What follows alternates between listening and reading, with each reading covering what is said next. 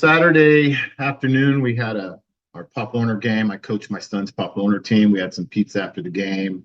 Uh, you know, just typical night. Left about 9:30. I was heading southbound, heading home by myself. The kids are with their mom about, I don't know, maybe 10 minutes behind me.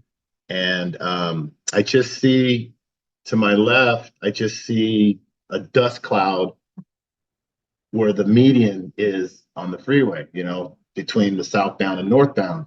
And I see a dust cloud. I was like, what is that? That's crazy. What is that? And then all of a sudden, the car that was in front of me, it just smacked the car in front of me head on. So I I pulled to the left to avoid the accident and then swerved back around, parked my car, parked my truck, got out, started running towards the two cars were both on fire already. And one gentleman got out of the car that was struck.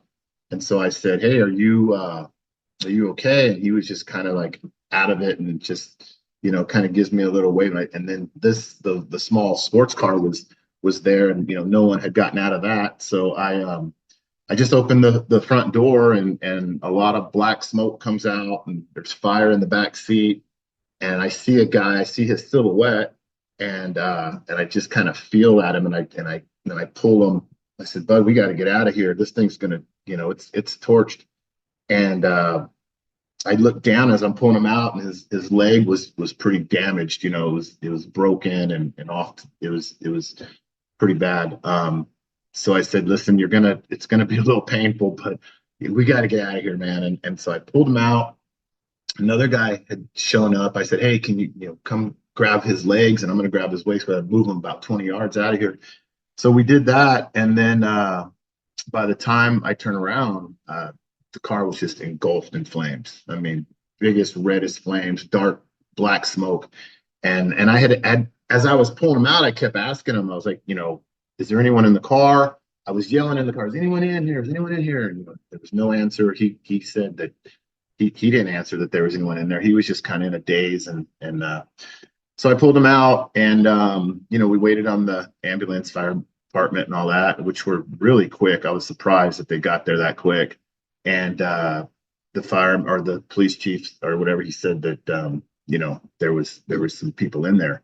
And I didn't find out till the next day. The news had said that there were teenagers in there. So that kind of hit home to me. So it was just a situation that I was at the right place at the right time to be able to react and do something. He probably would have went up in flames if there was any more time, but fortunately I was able to get him out, and I hope he has a recovery, and my heart goes out to the family members of the lost people.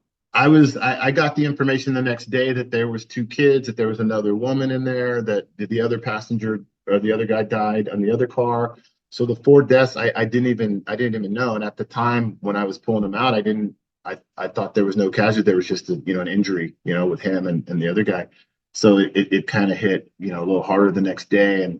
And I hope he is okay. And, I hope, again, it's just I have two kids. I have a 14 and 15-year-old. So it really kind of hit home with me. And I squeezed my kids a little tighter last night. I would hope that someone would help me, someone would help them, someone would, help anyone. I mean, I was in the position to help them, and it never crossed my mind that to do anything other than that. Someone called 911. I mean, they're great move there. Someone, had to do that, and they got there really quick. And I, it's just a tragic thing that happened. And I never thought, I never really thought of my life being in danger until I was pulling them, and the flames were, they were there. I can feel it. And I was like, guy, I watch enough movies where I'm like, dude, this thing's gonna blow up. Like, I wanted to just get out of there. So I didn't really have time to think about it. I mean, other than just helping someone. I pictured like that being my kid and someone helping them. So I saw an article that they don't believe alcohol is involved, and that's always a good thing. we're just, we're losing too many people to that drinking and driving and stuff. And, I would imagine that there was some high speed going on to be able to shoot across that median like that. But I have no idea what actually happened. If he might have blown a tire, I don't know. I have no idea what's going on. We gotta take care of each other.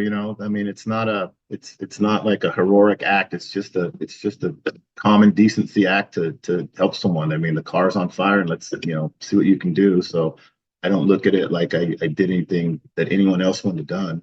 And I hope that the parents are able to hug their son, and my condolences go out to the families that lost their loved ones.